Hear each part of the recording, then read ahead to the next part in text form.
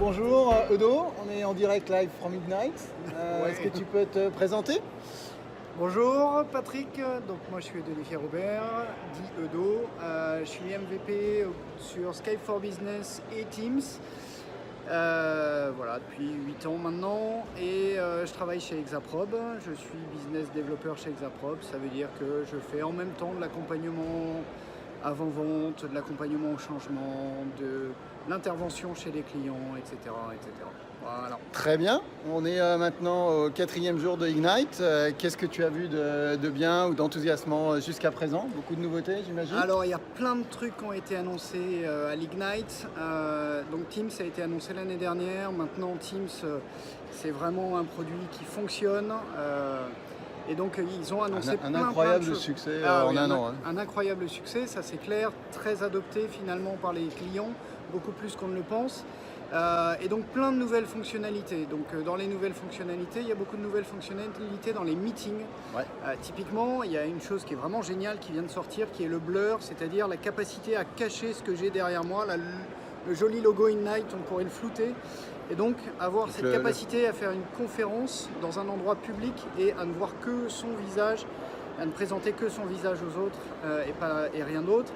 La capacité d'enregistrer ces meetings, on va les enregistrer et cet enregistrement, on pourra le rejouer. Et en rejouant cet enregistrement, on va pouvoir avoir une transcription écrite de l'enregistrement et en plus on va pouvoir avoir une traduction de cette transcription. Ouais, et une recherche aussi dans la traduction, ça c'est Et une génial. recherche dans la traduction, ça c'est extraordinaire. Et puis, toujours autour des meetings, l'annonce de la disponibilité générale du Video Interoperability Service avec 3 partenaires qui sont disponibles, Polycom, Pexip et BlueJean. Et ça, c'est aussi un vrai plus. On peut maintenant adresser l'ensemble des systèmes de visioconférence et les intégrer dans les conférences Teams en travers de ce Video Interoperability Service. Ça, c'est un truc vraiment super et c'est GA à partir d'hier. Donc, disponible pour les francophones. Disponible pour tout le monde. Et puis, en s'écartant un peu des meetings, mais en y restant toujours, toute la partie partenaire de Microsoft Teams et surtout la partie device. Aujourd'hui, c'était un vrai souci, faire de la téléphonie dans Teams, c'est possible. Et maintenant, on a des téléphones Teams, on a des pieuvres de salles de réunion Teams, on a des salles de conférence Teams, on a un nouveau partenaire qui vient d'arriver qui s'appelle Yealink, qui était déjà très fort sur Skype for Business Online et là sur la partie Teams, qu'ils ont vraiment présenté une solution complète. En fait, on assiste à la migration de l'écosystème Skype vers Teams. Et alors, un gros acteur du sujet qui n'était pas très présent avec Microsoft devient maintenant très présent, qui est Crestron. Et donc toutes ces solutions de salles, Crestron, etc. vont pouvoir être intégrées avec Teams et ça c'est vraiment un super truc. Et le dernier point, c'est pour toutes les grosses salles, on avait souvent un problème de captage de son.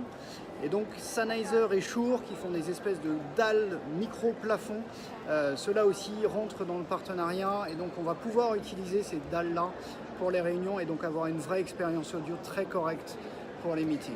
Donc ça c'est vraiment toutes les annonces. De belles annonces donc. Ouais. Teams qui prend évidemment une place très importante dans tout l'écosystème Microsoft. Office Ça 365. se voit parce qu'on on va dire un tiers des sessions qui sont autour de Teams, un tiers Azure, un tiers Teams et le reste pour l'ensemble des autres compétences. Donc ça veut dire que Teams et Azure, c'est vraiment les deux gros sujets Microsoft. Tout à fait. Et quel est ton next step? On va rentrer dans quelques jours en France. Qu'est-ce que tu vas faire suite à toutes ces annonces? Suite à toutes ces annonces, qu'est-ce que je vais faire? Je vais commencer par aller voir mes clients, pour leur faire un petit retour d'expérience sur Ignite et pour leur annoncer que Microsoft a annoncé qu'il y a les mêmes fonctionnalités aujourd'hui dans Teams que dans Skype for Business Online. Donc aujourd'hui, il est vraiment temps de penser à sa migration, à accompagner ses utilisateurs sur l'usage du client, en passant par la collaboration, le fait d'utiliser les channels, les listes SharePoint, etc. Et de pouvoir commencer aussi à migrer sur les meetings qui sont bien plus efficaces aujourd'hui dans Teams que dans Skype for Business Online. Et sur la téléphonie à terme, avec tous les devices qui sont là, on n'a plus de raison aujourd'hui de rester sur Skype for Business Online, sauf quelques 2-3 petites particularités qui vont disparaître. Donc voilà, il est vraiment temps aujourd'hui de commencer à penser à cette migration. Teams, c'est l'avenir chez Microsoft, c'est là où ils investissent. Skype for Business Online, ils n'investissent plus, ce qui est normal, ils maintiennent la plateforme, elle fonctionne, mais leur investissement, c'est Microsoft Teams. Et pour ceux qui sont on-prem, la bonne nouvelle, c'est que Skype for Business Server 2019 est annoncé, bientôt en disponibilité générale, avec plein de fonctionnalités très intéressantes, bien évidemment une capacité à travailler avec le cloud, ça c'est évident, mais avec plein de choses, plein de nouveautés.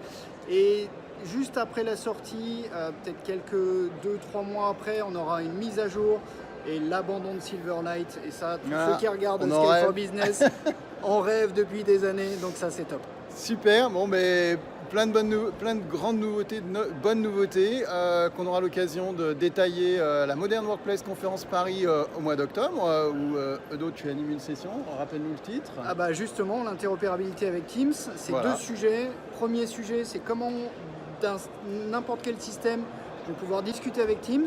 Et deuxième sujet, c'est comment je vais pouvoir migrer de Skype for Business Online à Teams. Excellent. Et ensuite, évidemment, OMS Experience à Paris. Exactement. Merci beaucoup, à bientôt. Merci Patrick.